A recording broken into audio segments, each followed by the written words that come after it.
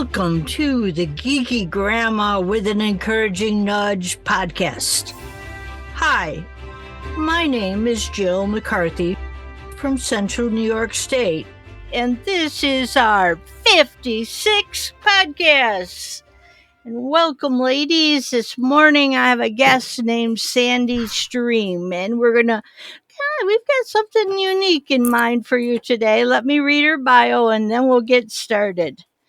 Sandy Stream is an author and activist whose work is built on the belief that everyone deserves and is capable of finding peace and warrior-like strength within themselves.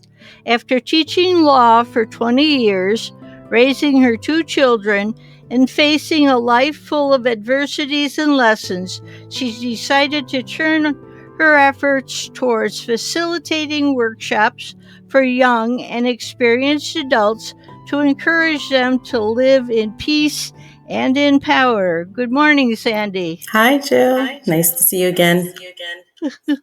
Yes, and when people say again, it's because we spend a little pre-podcast time to get to know each other, and that really helps. That helps me to get centered and to know who my guest is and kind of give us some ideas what to play with for this session. And Sandy Stream has written this book called The Courage Circle, and I really like that circle as the guy goes up and around, and it kind of has a little dimensions to it as it goes around. And we're going to talk to Sandy just a couple of minutes here, and then we're going to do a little practice something with you. So tell us, where did the idea of the book come from? Well, the idea came from struggling, I guess. I was really having a hard time for several years, just in my relationship, in myself, during COVID. And I just spent a lot of time with myself, listening to anything I could listen to. Lots of crying, lots of writing, lots of everything. And what ended up happening is that I would take notes on all different topics that I was touching upon. And I guess I have good organization skills or something. So I kind of was organizing how to live into different topics. And it's not one thing. It's not like, okay, sit 10 minutes a day, meditate, you're going to feel fine. It didn't really work like that for me. It was many pieces of a puzzle. And finally, when I felt things have come together, I decided to put them in a book with many small chapters where we read and hopefully reflect on each topic, and hopefully some of the pieces of my puzzle or some of the pieces of other people's puzzle. And there seems to be, anyways, at least for me, a way to live where you feel okay, really, regardless of what's going on. Like it's a way of living that it just works. Yeah. Huh. It's quite a jump from teaching law to writing a book and going this route, isn't it? I guess so, yeah, but that's what felt right to do, so that's the route I'm in. Yeah, and I liked when we were talking last time, and then I went back to read some more, and I could really see how it is separate little pieces. And yeah, there's a flow to it, but it's a book that you could put your thumb in anywhere and open up, and it might be just what you need that day. And that really, and it also means you don't have to have an hour to sit down and read. You could just open a couple of pages and just kind of think on them and let where does that fit in my life? Oh, that kind of sounds like when, and just let it help you grow and come to peace about a particular thing. Yeah.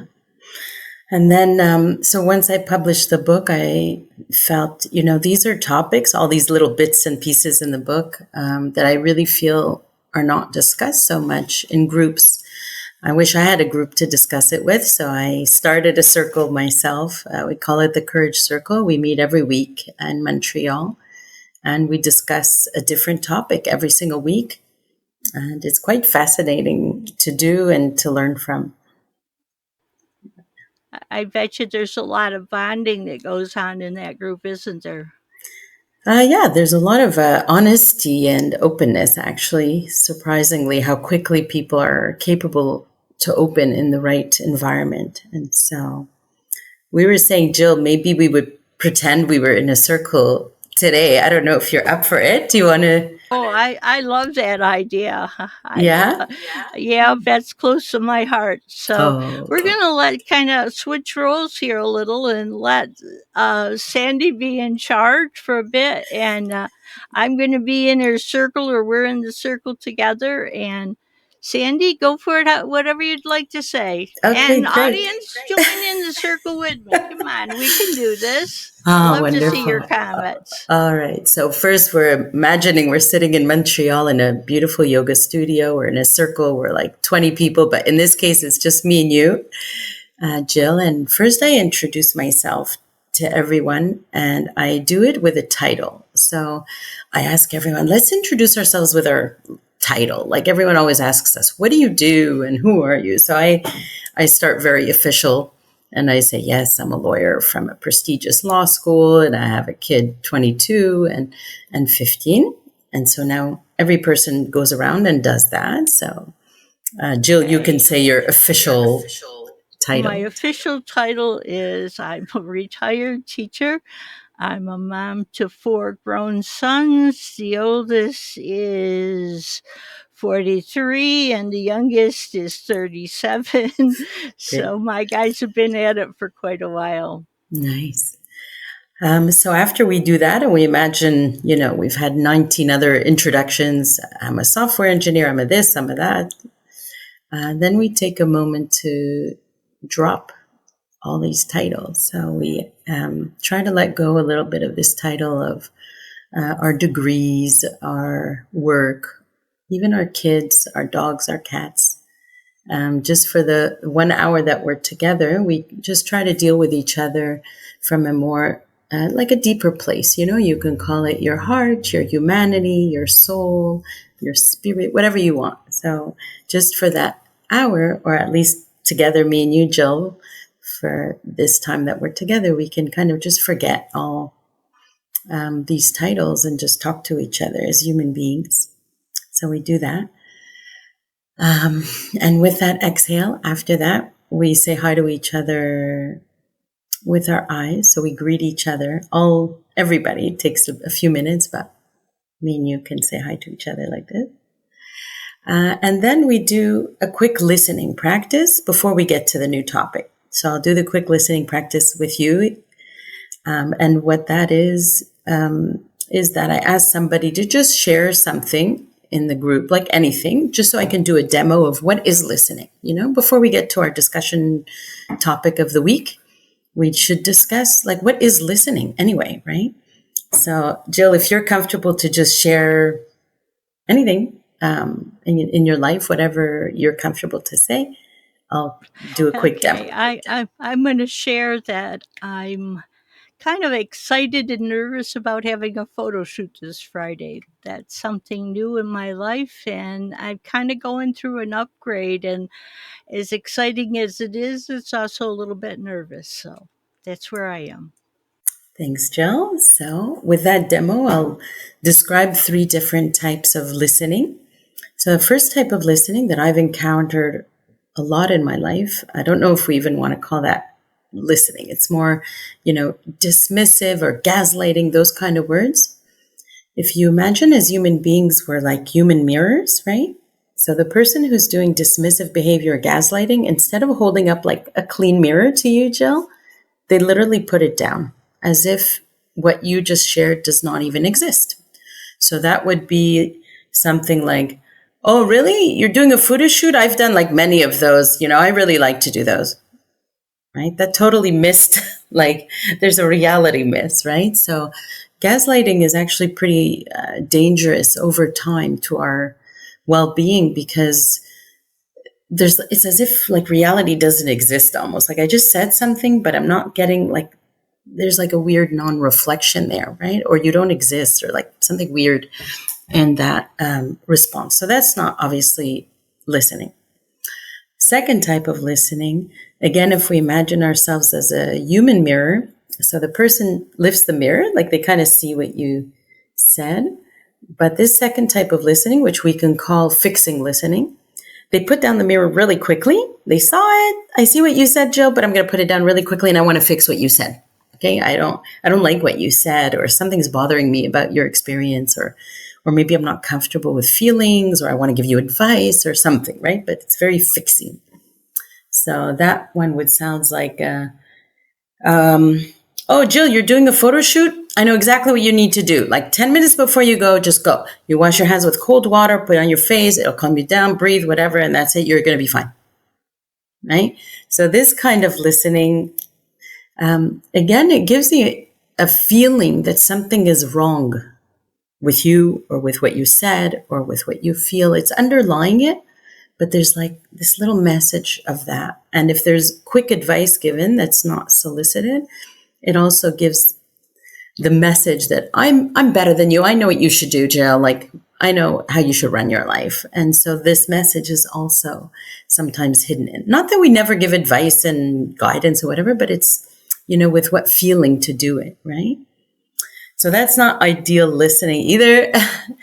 And then the third type of listening would be just a pure reflection, like a clean mirror, where I reflect clearly what you said. So that would sounds like something like this. So it sounds like you're really excited about some changes that are coming up. And one of the things you need to do as part of these changes is to this kind of, I don't know if it's a makeover or some kind of spa day or who knows what. And that's kind of new and a little bit scary because, I don't know, maybe you feel like it's not something you've done before and you're just entering a new world, and it's always a little bit scary to do something new and different, and where's that going?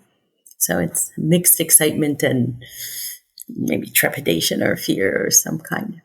Is that right? Spot on. Yeah. So I don't have to get it right? When we listen, we can ask like, is that right? Or did I get it right or not? And if I didn't, it's okay. The person will say, actually, I'm not scared. I'm just a little nervous, or I'm not this. But when we listen this way, people open and they feel comfortable and they feel respected and they share. And so I always start the circle with this description. Just to be aware of the different types of listening that we do in the group. Not that we're strict, like everyone could talk and everyone talks freely and openly, but just kind of to realize, these different possible listenings. Also, if it's going to be reflected back in a thoughtful way, then you're more willing to take the chance to be open and let what you're really feeling come out. Yeah, to let your truth, right? To let the truth be in the room, right? Yeah, and I agree with you. It's not so much about being nice. It's just to be true, to be honest, right? And it's really important, I think, in terms of feeling well, to always focus on what's true, not so much as anything else. What's true? The truth is, I feel nervous. I have a makeover Friday. That's the truth, right? And maybe you'll do something about it. Maybe you won't. But first, the truth. The truth is that's what you feel, right? So now that we've done our little listening practice in the group, so we're a bunch of people, but today it's me and you, Jill, we'll get to our new topic. And the topic that we'll do in this little circle of me and you today is called No is equal to self-love. So to get our topic started, I'll just read a little section from the book called No is Self-Love. And then what we usually do in the group after I read the section is we just discuss it. People give their own opinions, their own thoughts. It's not that I am the teacher know-it-all. It's just my experience, and everybody else shares theirs. And that's how we learn from each other. So I'm going to read a little section called No is equal to self-love.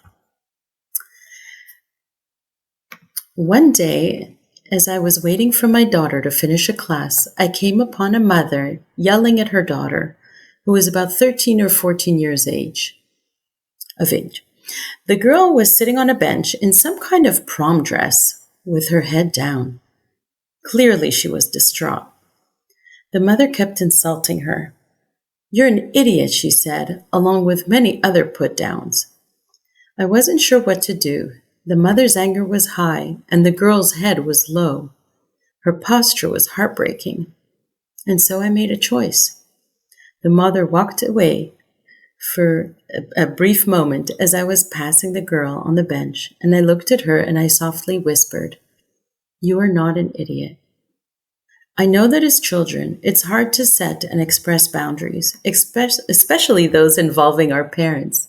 So it would have been very scary and difficult for this teenager to stand up to her mother. But as we get older, we can slowly learn to express our boundaries and move towards what feels right for us. Saying no is equal to self-love. No, I am not an idiot. No, I'm not ugly. No, I can't do that. I'm resting tonight. No, you can't treat me or insult me like that. No, I'm going to choose what I want to do. Dye my hair, speak up, take that job. When you say no when it's true to you, you build self-confidence slowly but surely. There's a difference between an inflated ego and self-confidence in who you truly are. And healthy self-confidence is calm and relaxed. It's when you are self-assured and not trying to prove anything to anyone or be superior to anyone. And if you're still dealing with that inner critic, realize that it's not you or yours. Who spoke to you that way in the past? Who put the critic in your head? Question it and stand up to it.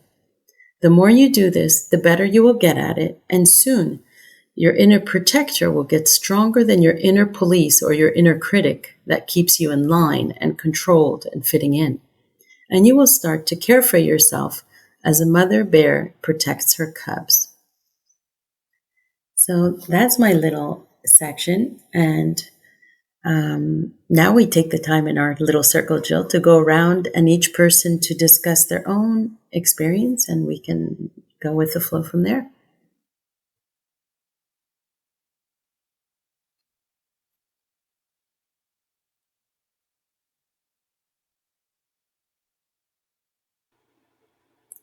I talk a lot about self-worth and self-esteem in my group, and and although your little story there was about learning to say no, the picture that came to my head is when I'm in the city, and the cities aren't huge around here, but a city place where there's maybe like a string of 5 or 6 lights in a row. And there's some days that all of a sudden all of the lights are green. And you can just keep going, and if you go at a good speed that you're going to get them all. And I think about um sometimes we have to say no to other people, and a lot of women get that in theory, but in practice it's hard. And I guess I'm going to flip it to maybe not so much to say no to everybody else, but to be able to say yes to me. And I think that's, and my head's stuck on the photo shoot here, but this has been an opportunity to say lots of yeses to me, and I knew it was right to do so. I went out and I bought after I got all the dates and the appointments set up, I went out and got a new outfit and even bought a new purse because I'd only had purses that everybody gave me for gifts. And this time I could buy a real one for me. Mm. And tonight I'm going to get a mani-pedi, and I went to get a new haircut, and I'm going to get my makeup done over. And I kind of took it almost to the extreme because I knew I could, Yeah. and I know that being ready for whatever is next is I'm going to have to be that little bit next level of me. Not that I'm not a cool person in the first place, but I knew I had to be open to new opportunities and that I was willing and ready for them. And Mm. so that's my interpretation. Yeah, I mean, that makes a lot of sense to me. I guess I also can see how almost any time you would say no to something, you're not really against the other person. It's really not about the other person. It often is a yes to us, right? So if you say, no, I can't come for dinner tonight, it's yes, I need to rest, right? It's something that comes from taking care of yourself. All the no's really come from, in my view, I share with you, is a yes to you in one way or another. And so when we start to express our no that way, as opposed to being against another person or against another idea, it's really what we are for, including ourselves. I think it's very powerful.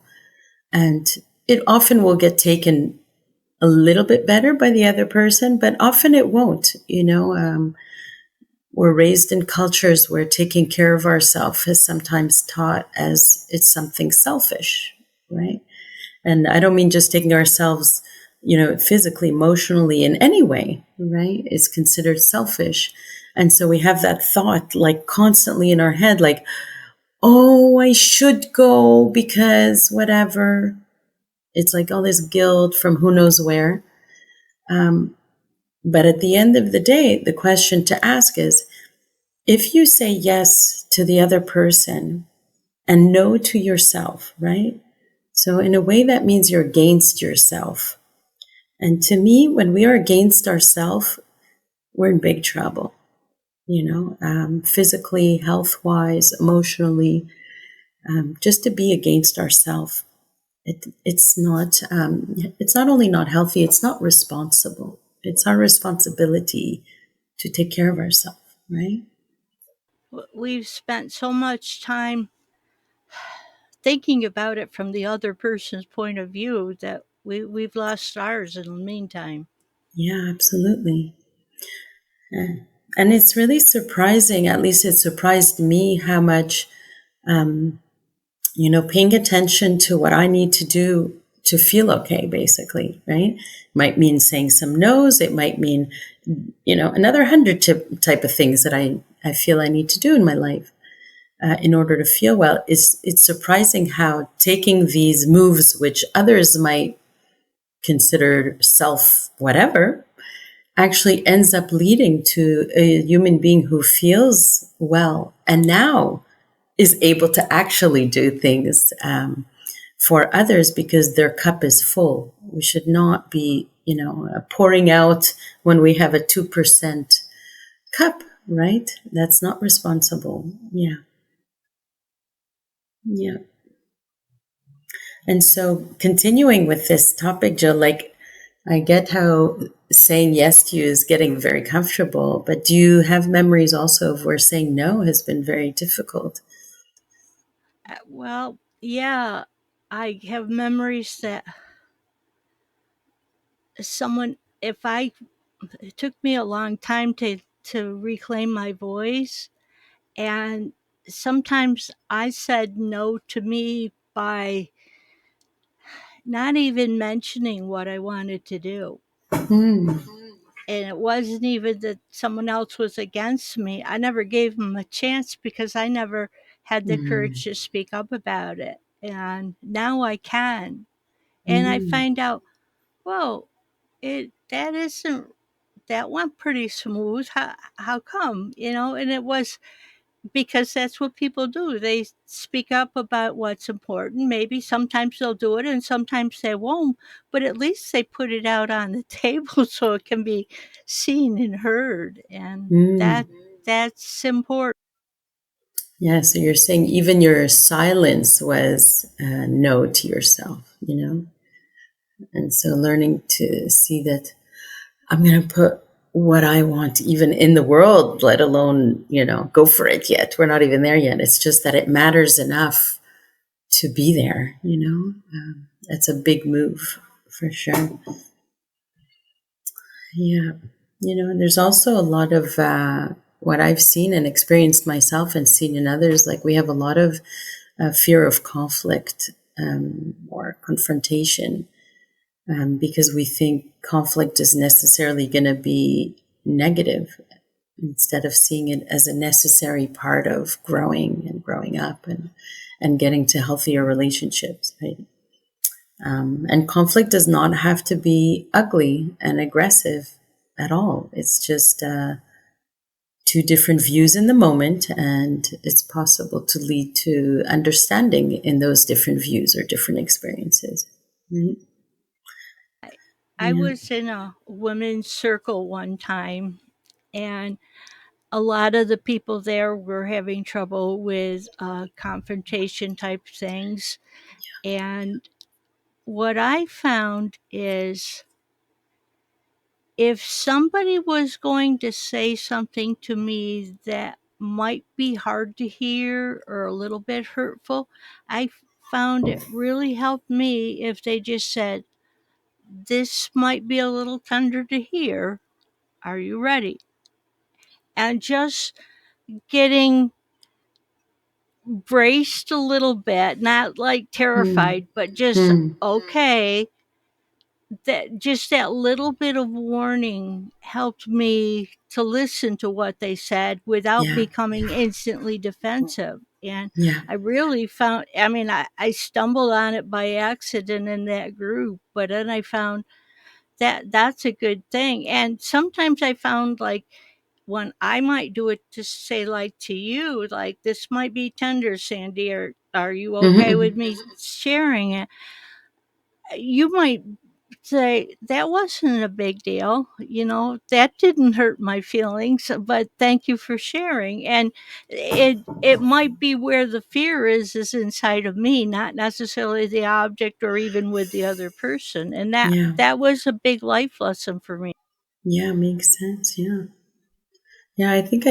I mean, I try to do that. I never do anything, perfectly well, nor do I expect myself to do that. But I can see how sometimes saying, I'm upset about something. Can I tell you how I feel? And then if they say yes, they're a little more open to hearing it. And in terms of hurting another person, that's a tough one, right? Because, I mean, first of all, obviously, if you express yourself just accusing and blaming and being mean, that's going to hurt. But if you express yourself with just saying what you feel, that's less likely, right? Or I feel, a bit overwhelmed right now and I don't want to hear about your issues, let's say, right? And that's That's a fine answer less, in yeah, saying, hey, let's put this off and we'll discuss it on the weekend, or tonight I'm really tired, can we do it in the morning? Or yeah, and that way you're, sure, you can't keep putting it off forever, but sometimes you've just taken something else really big and you can't handle anymore, and especially if it's in yeah, that iffy zone. And yeah, that's all right to say. sure. That's life. Yeah. And sometimes, the other person might get hurt. And to me, that's something I've learned that, well, that's not just because someone is going to be hurt, it doesn't mean I'm not going to choose to take the action that I need to take, right? Because otherwise, if every time somebody gets bothered, we can't do anything, that means we're under full control of everybody's whatever. Okay. Oh, if I say this, they'll get mad. If I say this, they'll get hurt. If I say this, they'll get whatever. So it's not that I don't care what other people feel or might feel from what I do, but it's not like the only consideration or it's not the final consideration, right? Because you still need to make the choice. So, there's been a situation not so long ago where I said, I really don't want to hear on this topic anymore. Someone was trying to give me advice that I didn't want to hear about. And I said, I really don't want to hear from this anymore. And it wasn't until tomorrow, Jill, it was at all. Yeah. And they did not take it great, not terrible, but didn't love it. And I explained why, and that's it. And So, that's an incredibly mature response. And and yeah. sometimes other people might take it personally or take it to make it about them, but it's not about them. You're trying to say, what you need or what you're feeling, what your limits are, and it's not necessarily about them. And we can try to describe that, say, look, it has nothing to do with you. It's just right now, this is what I feel I need or what I'm going through, but we cannot always be responsible for other people's reactions. And one thing I kind of want to throw out there for my Mm. listeners is so many of us had been people pleasers, maybe perfectionists. And what Mm. I've recently learned is that people pleasing is actually a part of a trauma response. It's what Yeah. they call fawning, and Mm. where you're trying to accommodate everything else. And it's really a leftover that's still in your body and your system that needs to be resolved and worked through. Yeah. And as I spent a lot of work, that's a realization that just has come to mind. And Mm. when I hear women doing it, some people will say, "Oh, I wish I could get over this," or "I can't do it." There may be a reason why you can't let it go yet, and that there are people out there that can help you with that. And Yeah. um, Yeah, there's a time and place for each person also. I mean, that's been a very tough lesson for me to learn. Almost anything in the book that I wrote about, I've done the opposite, obviously, right? Otherwise, why would it have been a learning? But that was a really tough one for me to, realize that, everyone has their time when they're ready to deal with certain topics. So even though sometimes I'm like, can't you see her? It's like, I see this, so it's obvious. Come on. But it's not my place. And if they're not ready to delve in or to heal something or to look at it, maybe they're just not ready. Maybe they're not, sometimes it takes a lot of resources to deal with something, or maybe they don't have the support or the head for it right now. And c'est la vie. We can't, yeah, you have to let that. But it doesn't mean we don't set boundaries, though, right? If someone is continuing unhealthy behavior and they don't want to look at it, it's not the time for them, that's fine. But it doesn't mean that I'm going to keep participating in the relation during those behaviors, for example, right? So you can be kind and understanding and realize whatever and understand the other person's reality, but it doesn't mean we have to keep allowing or accepting things towards us, right? That's part of our, or participating in it. Yeah, yeah, yeah. Yeah, I mean, it's quite interesting. It's not just women, how women and men, how we've been really often under the impression that we must be liked by other people or some end of the world will happen. And in fact, it's probably the opposite, right? If you just operate, I'm going to do this to be like this, to be like, you're actually never yourself and you're never going to feel okay because you're not really you, right? You're always a different piece of fake for a different circumstance. But it's hard. I think it's hard to learn to really love and accept yourself completely to the point where other people, their view does not really count as it used to, right? It's a hard thing to get to, I think.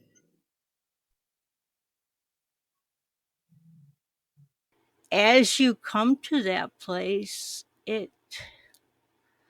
it's a very solid feeling inside that you do know what works for you. You do know what doesn't.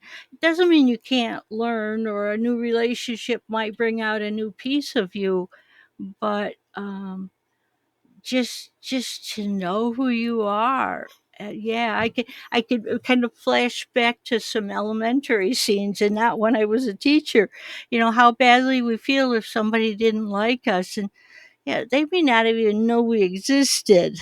And we have to exist. We have to be who we are and let it out in a place where it's safe. Yeah, but but as you learn that, I'm speaking as a late bloomer here. I am too. I am too, Jill. Definitely. And maybe that's how life operates, that it's part of the learning to arrive. I don't know if that's how it is to be.